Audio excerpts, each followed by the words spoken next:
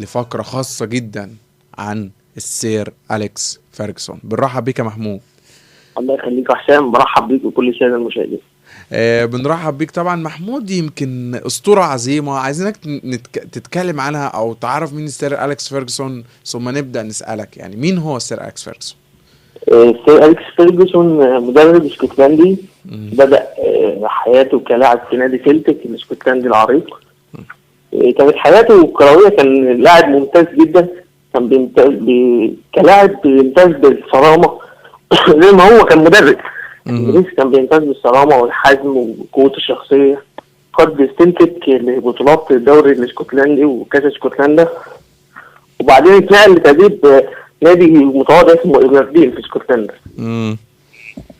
طبعا انت عارف ان في اسكتلندا ان البطولات منحصره بين رينجرز وسيلتيك. فهو نجح مع النادي ده ان هو يخلق طفره كبيره جدا، نجح ان هو ياخد بطولات.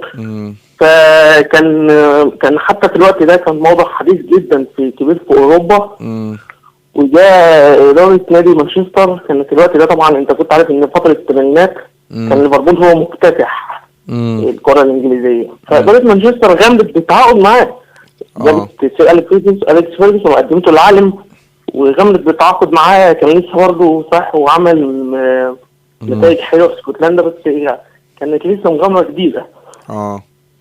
فاول ما مسك أليكس فيرجسون قال انا قدام هدفين. الهدف الاول ان انا ازيح ليفربول من عرش الكره الانجليزيه محليا، والهدف الثاني ان انا ازيحه اوروبيا. هو نفذ الهدف وفشل في الهدف الثاني. نفذ الهدف ان هو من سنه ازاحوا عن الالقاب المحليه بس ما ازاحوش عن الالقاب العالميه. يعني كان حلم أليكس فيرجسون ان هو يعادل الرقم. لو انت المدرب الشهير بوب بيزلي مدرب ليفربول اللي جمع 3 ألقاب لدوري ابطال اوروبا، للاسف فيرجسون خد لقبين بس. يلا بقى مالوش في الطيب نصيب.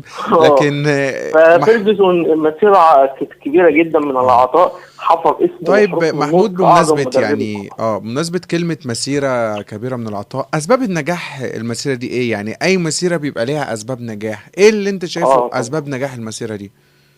من وجهة نظري ان هو رسخ مبادئه.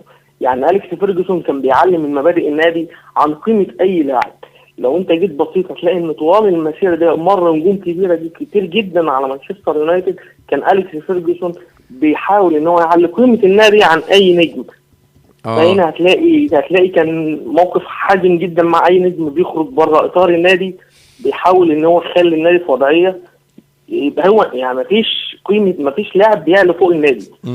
حصل بيكهام حاول في فتره ان هو يتغرر او كده او ما الى ذلك، طرده. روي كين لو انت فاكر سنه 2005 نفس الكلام طرده. ودول كانت اسماء كبيره جدا. وفي الفتره الاخيره روني تقريبا روني بدا انا كتبت مقاله في الموضوع ده. روني حب يسلك الاتجاه ده وراله اسمه. يعني هو مشهور أليكس فيرجسون مشهور في انجلترا باسمه مجفف الشعر. عارف انت مجفف الشعر انه انت لما بيبقى حازم يعني انت تقف قدامه ويديك دش والهوا. هو مشهور فاحترمته والحجم بتاعه وقوه شخصيته. وده غير طبعا يعني فنيا أليكس فيرجسون فنيا مدرب عبقري جدا. يعني الناس بتتكلم لو انت بتتكلم ان هو صرامه يعني قوه شخصيته وصرامته هي الجرينتا زي ما بيقولوا الايطاليين. الجرينتا زي ما بيقولوا الايطاليين. بالظبط. فعلا الجرينتا اللي هو الشخصيه اللي كده. هتلاقي ان مانشستر يونايتد بيفوز. لو رجعنا الموسم ده على سبيل المثال هتلاقي ان مانشستر يونايتد بيحسم ماتشات كتير جدا في الثواني الاخيره بفضل تبديلات سير أليكس فيرجسون. على سبيل المثال تبديله الشهير بالدفع بخفير هرنانديز تشاريتو في ماتشات حيويه، بيخش بيجيب اجوال بيقلب الماتشات. قبل كده كان في سولسكاير لو انت تعرف اعظم بديل في العالم، اللاعب النرويجي بالظبط اعظم بديل في العالم. بيخش بيقلب الماتشات. كان عنده فكر، كان عنده وغير كده وكده بيقدر من سنه 1986 بيقدر يواكب الكره. يعني مثلا مش ثابت على الكره القديمه، لا الكره الانجليزيه القديمه المعتاده، لا بيقدر يحدث نفسه ويواكب نفسه، بيقدر يصنع اجيال في اجيال في اجيال. فسير أليكس فيرجسون موسم بعد موسم بعد موسم خلق لنفسه كاريزما، خلق لنفسه اسم كبير جدا. اعتقد ان هو لن يكرر في كرة القدم. محمود، انت كنت عامل مقال رائع جدا، افضل 20 صفقة، لكن احنا عايزينك توصلهم ل5. من هم افضل 5 صفقات في تاريخ السير أليكس فيرجسون؟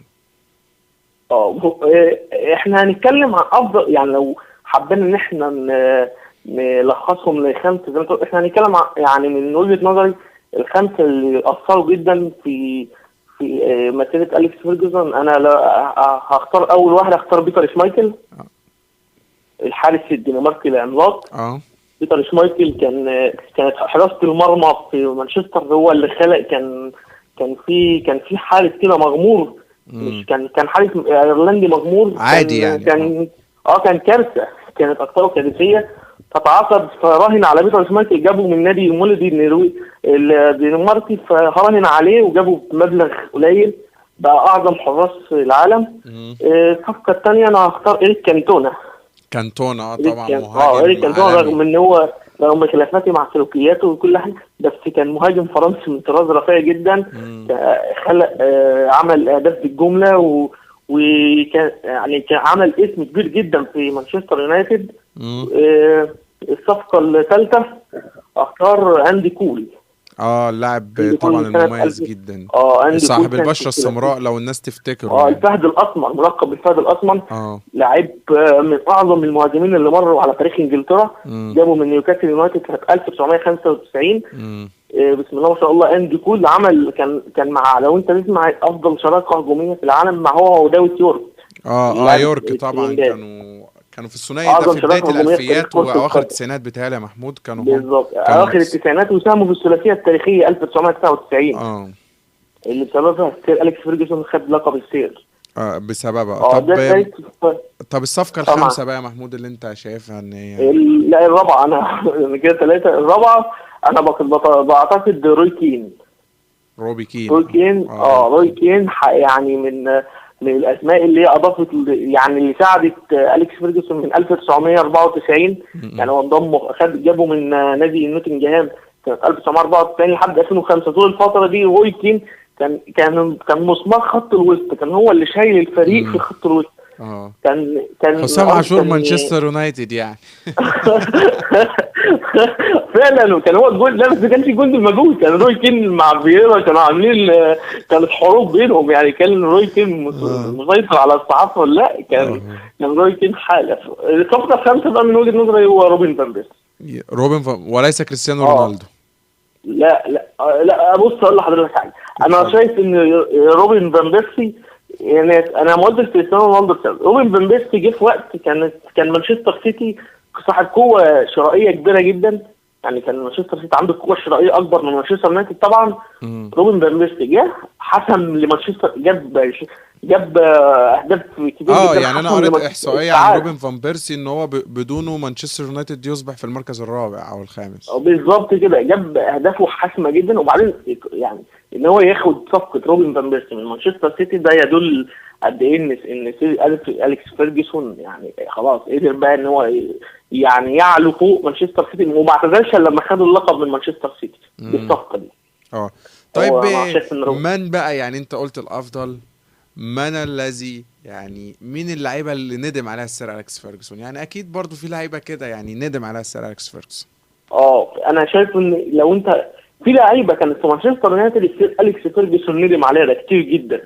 انا هذكر لك واحد حاليا يعني اشد الندم، اللي هو بول بوجبا، نجم وسط يوفنتوس. بوجبا بول بوجبا كان في مانشستر يونايتد. كان بول بوجبا كل اللي كان طالبه ان هو يزيد راتبه فقط يعني، وان هو يبقى في الفريق.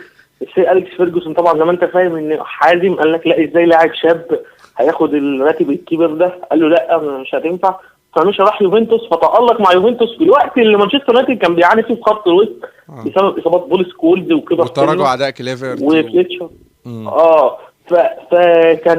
كانت ضربه حقيقيه يعني. هو كان حتى الان عمال يدور لسه بعد. طبعا مانشستر يونايتد بيسعى للتعاقد مع محور في وسط الملعب بسبب اعتزال فليتشر، بسبب اعتزال بول سكولز واصابات فليتشر. طب مين غير بوجبا؟ يعني انت شايف مين؟ بيكي مثلا، جارد بيكي، في لعيبه كتير تركها سير أليكس فيرجسون.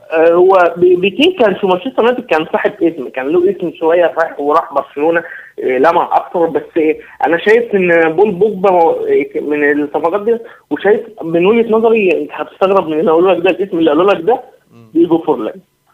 دييجو فورلان لاعب لا انا من رايي ان دول بالفعل انا بتفق معاك، لا ما اختلفش معاك فيها بصراحه. انت اختيارك رائع محمود في دييجو فورلان، لان دييجو فورلان بعديها قدر انه يصنع بطولات هداف مع الدوري اتلتيكو الاسباني مدريد. اول موسم له مع فيا ريال، يعني هو خرج من مانشستر اخذ لقب هداف الدوري، وفي الوقت اللي كان رود فان نيستلروي كان تعرض لمشكله واصابه، وكان لسه ما كان لسه ما جابش روني، كانت في مشكله حقيقيه في الهجوم، فاستغنى عن رود فان، ما ادالوش فرصه حقيقيه. يعني انت من ميزه فيرجسون ان هو يعني انا مش يعني زي ما عمل جوزيه مع فلافيو كده ان هو صبر عليه سنه، فمن ميزه فيرجسون ان هو بيصبر على اللاعب، ما بيحكمش عليه سريعا، بيديله فرص.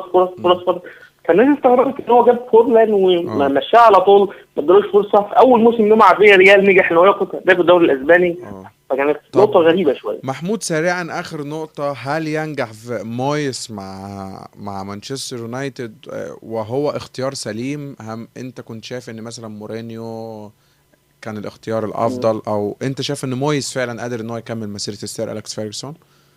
انا من وجهه نظري ان هو قادر ينجح، بس ده بيتوقف على حاجه واحده بس. اولا صبر اداره مانشستر يونايتد، ما يستعجلوش ان هو خلاص لازم ياخد نتائج، يحقق نتائج، يجيب كل حاجه الموسم الجاي. لا، الصبر، يعني حتى لو فاز ببطوله الدوري الانجليزي بس الموسم الجاي يبقى انجاز كويس. والدعم اللي هيتقدم له، طبعا انت عارف ان ديفيد مويس من اهم ميزاته ان هو كان ماسك فريق باقل ميزانيه في الدوري الانجليزي الممتاز، وثالث اقدم للعلم، وثالث اقدم مدرب في الدوري الانجليزي الممتاز بعد فيرجسون وفينجر، ياتي مويس على طول.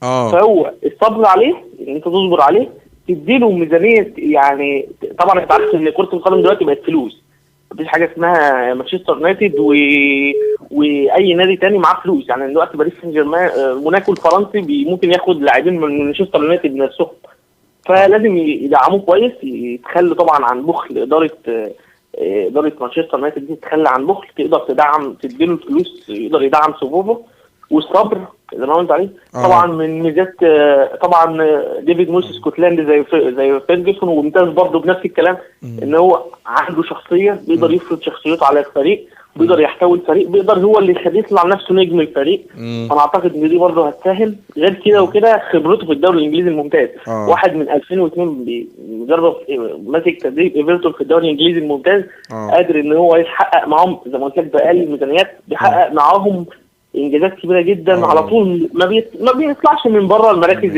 الثمانيه الاولى. طبعا. طب محمود، لو طلب منك في النهايه تغريده الى السير أليكس فيرجسون، ماذا تقول له؟ تغريده الى فيرجسون، هقول له شكرا لك سير أليكس فيرجسون، انت عدت لاسكتلندا هيبتها بعد سير ويليام والاس. بنشكرك جدا يا محمود، وان شاء الله تكون معنا في مواعيد تانية قادمه. الله يخليك يا حسين، بشكرك جدا واستمتعت بالكلام معاك. ربنا يخليك.